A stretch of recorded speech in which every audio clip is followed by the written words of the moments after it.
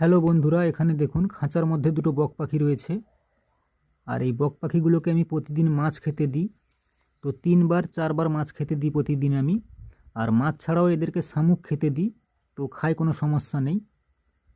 তো দেখছেন বক পাখিগুলো কীভাবে খাঁচার মধ্যে রয়েছে চুপচাপ। তো ওরা ভয় রয়েছে, এখন ভয় করছে খাঁচার মধ্যে থাকতে। তো এদেরকে কিছুদিন পর ছেড়ে দেওয়া হবে।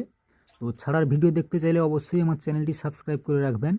আমার চ্যানেলে বিভিন্ন রকম পশু পাখির বাচ্চা কীভাবে পুষবেন বা তাদের লালন পালন কীভাবে করবেন, কী খাবার দেবেন, এইসব ভিডিও দেওয়া হয়।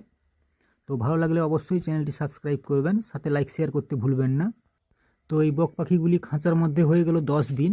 তো 10 দিন আগে আমি এদের ধরেছিলাম। তো এখনও খাঁচার মধ্যে আছে, প্রতিদিন খাবার দিলে খাবার খায়, কোনো সমস্যা নেই। আর দেখছেন কিভাবে রয়েছে। তো বন্ধুরা, আমার ভিডিও যদি ভালো লাগে তো পরের ভিডিও দেখার জন্য অবশ্যই আমার চ্যানেলটি সাবস্ক্রাইব করবেন, সাথে লাইক শেয়ার করতে ভুলবেন না, কমেন্টও করবেন। এতে ভিডিও বানানোর উৎসাহ বাড়ে। তো আপনারাও নতুন নতুন ভিডিও দেখতে পাবেন।